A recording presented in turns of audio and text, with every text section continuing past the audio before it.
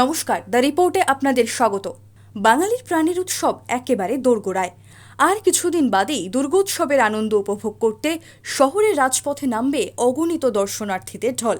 তার আগে এদিন চেতলা অগ্রণী সুরুচি সংঘের মতো কলকাতার একাধিক বড় পুজো মণ্ডপগুলিতে দর্শনার্থীদের প্রতিমা দর্শন থেকে ভিড় নিয়ন্ত্রণ সহ একাধিক গুরুত্বপূর্ণ বিষয়ে আগাম কী কী ব্যবস্থা নেওয়া হয়েছে তা পরিদর্শনে আসেন কলকাতা পুলিশের নগরপাল মনোজ কুমার ভার্মা।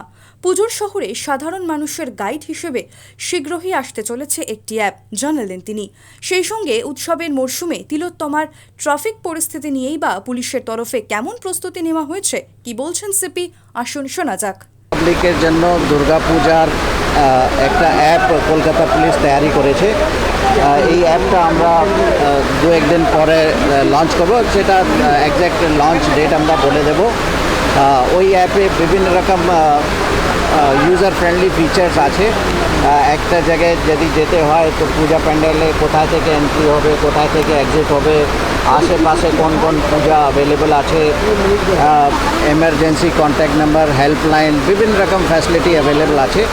আমরা আশা করব এই অ্যাপটা জেনারেল পাবলিকের খুব কাজে লাগবে। আপনাদেরকে সকলকেই আবার দুর্গাপূজার অনেক অনেক শুভকামনা।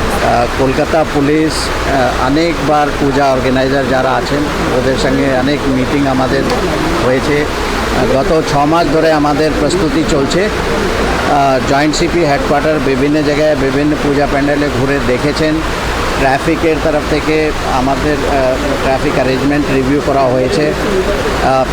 আমরা পিডব্লিউডি, কেএমসি, বাকি যারা স্টেক হোল্ডার্স আছে, ওদের ফায়ার ডিপার্টমেন্ট, ওদের সবারই সঙ্গে অনেকবার আমাদের মিটিং হয়েছে। ইমার্শন রিলেটেড পোর্টের সঙ্গে আমাদের অনেকবার মিটিং হয়েছে।